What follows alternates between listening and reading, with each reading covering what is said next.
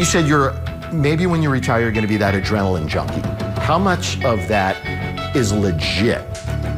What do you want? What do you expect from the last night? What do you think? What do you hope it's like? So, saw you the other day, and you're wrapped up. You look like the Michelin Man, like you have never been before. Can you try to articulate to everybody how much you're hurting? Physically hurting when you're trying to play these days. Yeah, well, I try to play as many games as possible. And I wound up playing a good amount in a row and, playing hard. And you show up to play, and sometimes like the ankles won't move, they won't loosen up. Your muscles stay tight all the time. And then it's just, running is like you're running on eggshells, you know what I mean? It's just pain all the time. And so, I put like those hot packs on my knees and my shoulders to try to warm them up. But it's not helping, is it? It didn't help that night. No, it didn't, did it? General soreness, that pretty much describes it though, doesn't it? I mean, it sounds so cheesy. It's like, all right, Kobe's missing because of general soreness, but it's pretty true, isn't it? Yeah, well, general soreness for me is another term for general old age, I guess I would say. No, it's just a lot of mileage. Yeah. And after beating the body up for so many years, there's only been so much you can do. Yeah. Some nights the body will agree with you, some nights won't.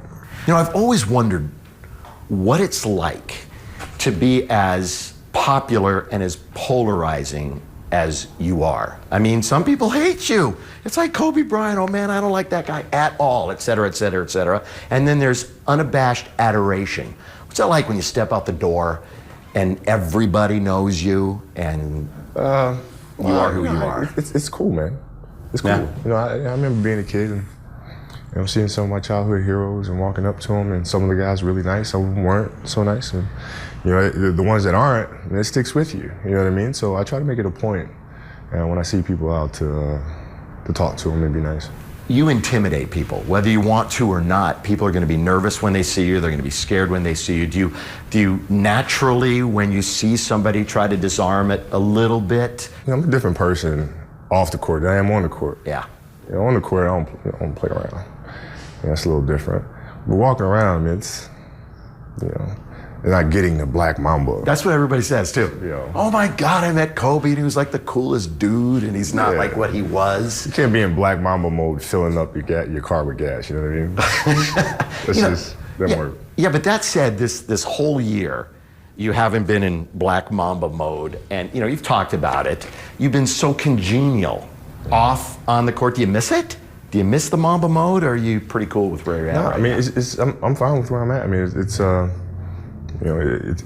there are moments in certain games and where it comes out, and but it's different. I mean, we're not competing for a championship. It's not that mode is not there. I mean, that mode's a full-on thing, man. All right, I'm going to say it right now so you don't have to feel bad about singling people out or singling teams out, that most people have done a great job. The farewell tour. Have you enjoyed it? What gifts have you liked? What tributes are sticking with you that you may have gotten a little emotional about now that we're nearing the end? They've all been great. The first one in Philadelphia was really, really special to me. As far as gifts, Golden State's gift was insane. Remind us what it was. Spending time up in Napa Valley, 5-star resort for a week. That's sweet. Looking forward to that, I'm assuming, yes. San Antonio's gift was sweet. Massive, massive. The biggest bottle of wine I think I've ever seen. Utah's gift was amazing. Custom skis and membership to all of Utah's parks. So I look forward to doing that with my kids. Atlanta probably had the most creative one, which is naming the Black Mamba at the zoo. That's pretty cool, yeah. After me, so that's sweet. So I mean, all in all, it's been a great year. I look at the tributes that they play beforehand. Utah did a really nice one. Sure did. The other day was really, really cool with all the people calling in and talking about you. One of my favorites, I swore I got chills when it happened, was when Powell introduced you in Chicago. Yeah. I mean, you had to enjoy that one. And the way he did it, too. It was so Powell, wasn't it? It was. And then, that was special. He's he's like a brother to me. And, only he and I know the history. Right. all the, late night phone calls and, working through things and going to game 7 and all sort of stuff. So it's special. Everybody says that when they leave the game. I'm gonna miss being one of the fellas. I'm just gonna miss, the journey, being together with guys for a common goal, which you just said about with Powell. Only you guys understand it. We try, we want to understand it. Sure. But we can't. Yeah. Tell me. I'll miss that. I mean, it's it's the part of figuring things out that I think is always the most exciting. Like, you have a collection of guys, and all from different backgrounds, different personalities, and you have to figure out how to get to a common goal. That's fun. And the joking around in the locker room, those serious moments, those intense moments, the disagreements, all that plays a part. One thing that has been really, really important to you has been playing for the Lakers. One team. Articulate that to us too, because it's something that never happens in sports anymore.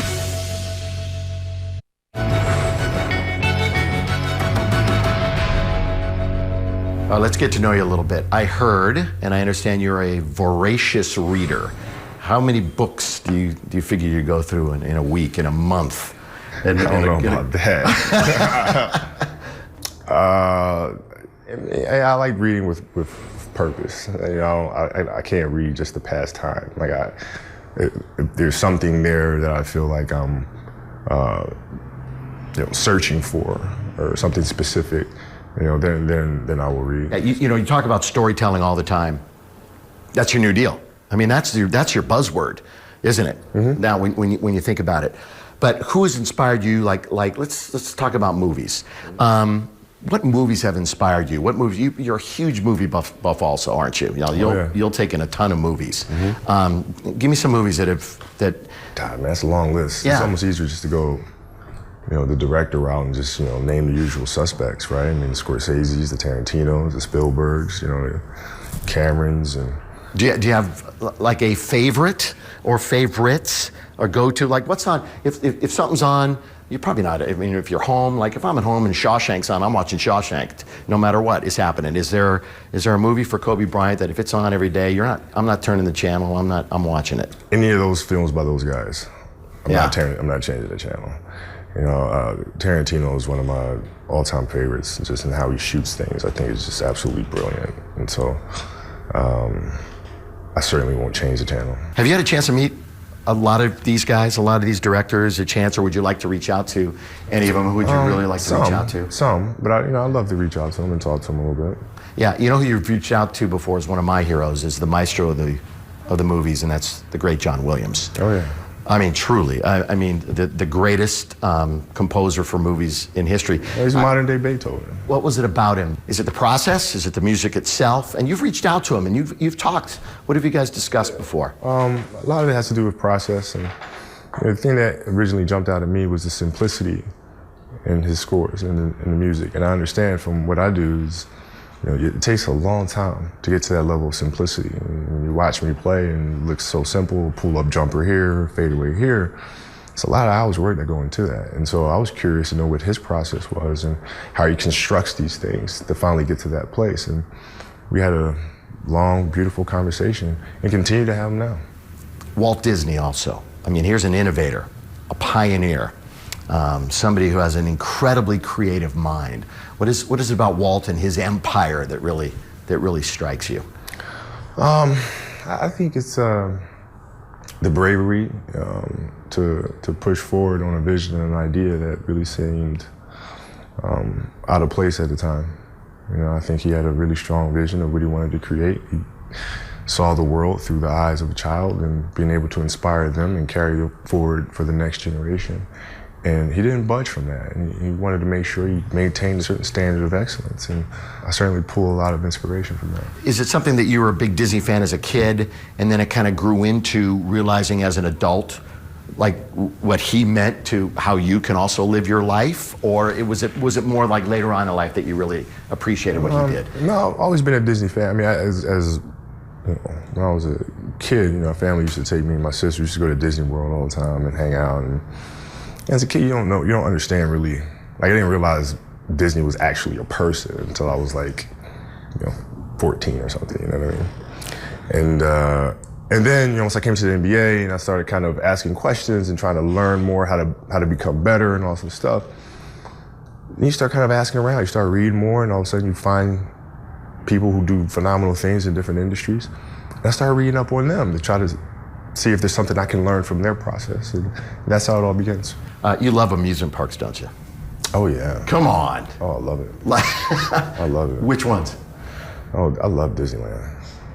I absolutely love Disneyland. Me and my family, and taking our kids there, and we just love going. You'll go without the family, won't you? Yeah. I mean, we're in Orlando. I mean, I went to Universal just to go to, Potterland. Potterland. It was awesome. What they've been able to do with the environment and all the storytelling that takes place there, they've been able to take something that was first existed in the books, then onto the screen, and now they're able to put it into a fully immersive environment. What is it about Harry Potter that really catches you? You freaking love Harry Potter. In fact, there was that great exchange with the fan where you were going to give your shoes away the other day if they could give you a Potter. I mean, have you read all the books? I'm sure you've seen all the movies. Have you read the books also? I have. Yeah. I think it's the story itself is one of self-discovery, one of self-transformation. And I think it's it's a balance in the world, obviously, of good and evil, but it's more than that. It's a understanding of acceptance of others, of people who are not like you. All right, it's interesting listening to you there. There's two things that come to mind. First of all, I'll give you the flippant question. Did you go buy a wand? Did you buy a wand? Of course. What do you have? I got a Snape wand. Kids bought one. I got a Snape wand. What'd you get? Well, I'm always going to go the dark route. You got to go there. Always. Those are our favorite characters in the house, centered around Voldemort and Bellatrix Lestrange. Right. You got to go dark. Of course. Do you ever just go to a movie and you're entertained? I mean, you're taking stuff out of all of this stuff. I guess all subconsciously we do. Like you're talking about the good and the evil and Voldemort and Harry's transformation. But do you ever just go and just you empty your brain and you're just like, okay, this is fun? Oh, I've seen Star Wars Force Awakens probably 4 times already. And every time you just find something different. So you know what, maybe this was what Abrams and Kasdan were thinking right here when they wrote this sequence. Where were they pulling from human nature when they constructed this? It's just it's fascinating. I think the humor is what gave the film such a beautiful quality to it. It's a subtle humor. It's humor without trying to be humorous. You like to talk in Yoda terms sometimes, don't you? You think you do, don't you? You think in those terms and you talk in them. Well, you do, huh? I guess you grow up digesting that content all the time. It's just part of you. At some point, you just kind of this is what you do. You talk in those terms. Do you ever actually do the voice? No, yes. I don't do the voice. You can do it though. I'm sure I can. I just never do. And I certainly won't do it on command. Oh, what do you mean certainly won't do it? I certainly won't do it on command. Yes. Something like that. That pretty was close. That was good. All right, That was good. I'm thinking you could bust it out right now. That was good, man. I can't meet those standards. I think you should do a whole press conference in Yoda voice. In Yoda voice and Yoda terms. You could do it like that, couldn't you? I could talk backwards for an entire press conference. No question. Please do that before the year is out at some point. Promise? I'll see what I can do. Okay, probably, yeah, see what I can do. You said maybe when you retire, you're going to be that adrenaline junkie. How much of that is legit? What do you really want to do?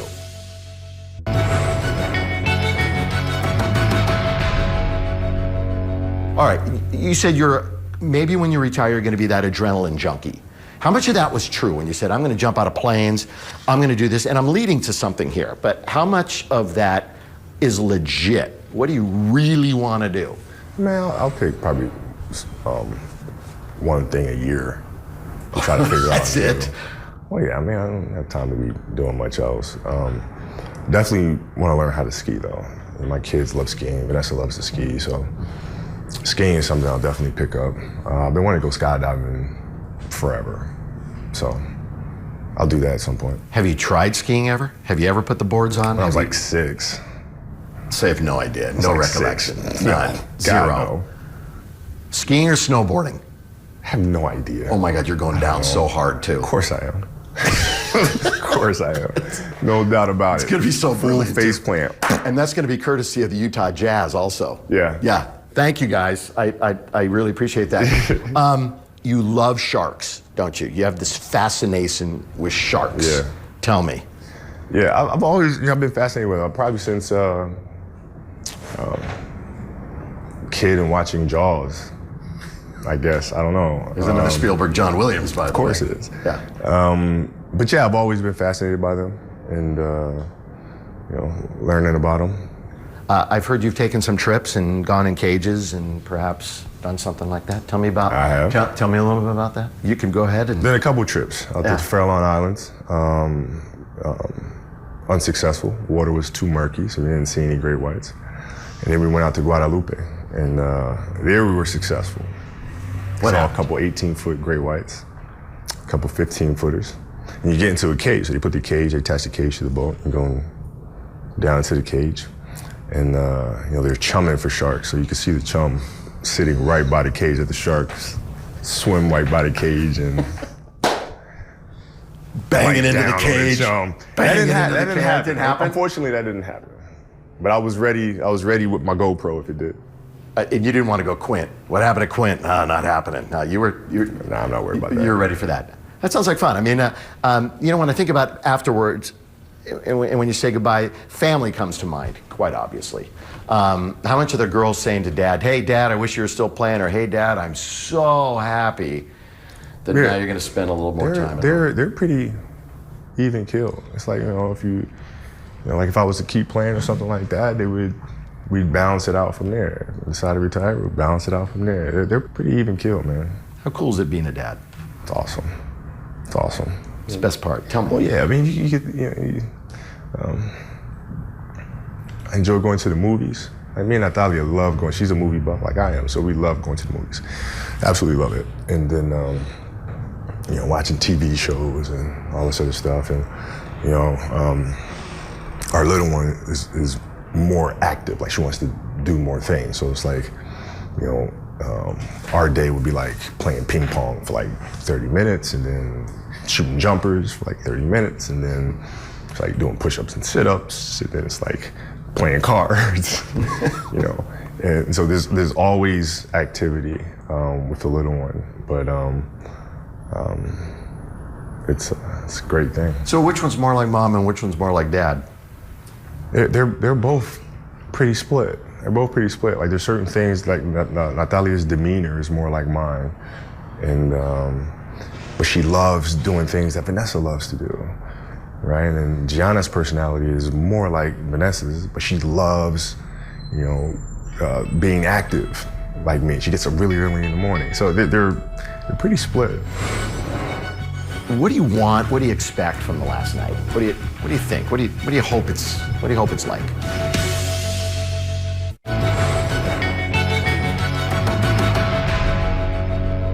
Before I let you go, I got a couple of things I want to talk to you.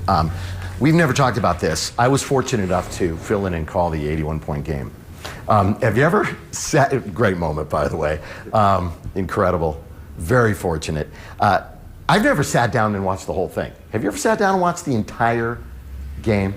Yeah, I did something a couple years ago.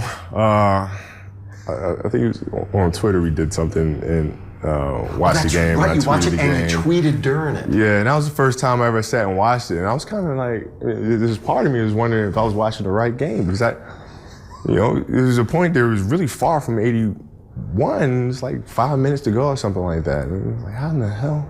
I was thinking the same thing. I mean, you had 20-something in the first half. Right. And then all of a sudden it kind of snuck up on everybody. Right. And it probably snuck up on you too. It did. I mean, I got hot, and it's funny because you're getting in those kind of zones. It really does feel like, it actually seems like time slows down because in 5 minutes you're not supposed to score that amount of points. So it almost feels as if time literally slows down and you score a lot more points within a small window of time. You're cool that's one of your signature moments other than like the championships and everything. That's like pretty damn fun, isn't it? Those 2 years though, you were crazy at the top of your game. 06, 07. Yeah. I mean, you were just that's like being in the zone for those 2 years, wasn't it? Well, I'd worked so hard. Those 2 years is when the mental and the physical just Yeah. Right? They just merged, man. And that's when the game went to another level. Hey, we're almost about to say goodbye to you in a couple of weeks. Are you an emotional guy? Not really. You aren't you? Not particularly. None of this stuff that the farewells have really. Yeah, I mean, gotten to you too there's much. some, yeah, it gives me goosebumps and kind of Right. makes me nostalgic and things of that nature. But I mean, I'm emotional in the sense of being really thankful for everything.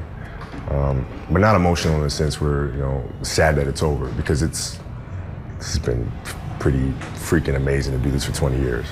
One thing that has been really, really important to you has been playing for the Lakers. One team, wearing the purple and gold for 20 years. Articulate that to us too, because it's something that never happens in sports anymore, and it's really cool to you. Well, I mean, I grew up a Laker fan, and so, it's a dream come true to be drafted by this franchise.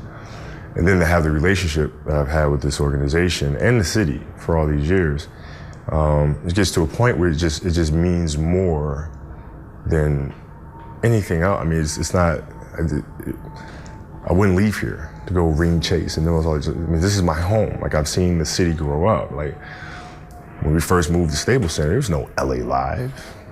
The whole thing was a parking lot. You know what I mean? Yeah. Santa Monica, Venice, wasn't then what it is now. So I've seen the city grow. I've seen Orange County grow, and they've watched me grow. So that relationship is way more important than going and putting on another jersey. That jersey means too much to me. I mean, these fans mean so much to you, don't they? I mean, you want to just embrace every single one of them. We all grew up together. We all grew up together. And so, those aren't things that you just up and walk away from.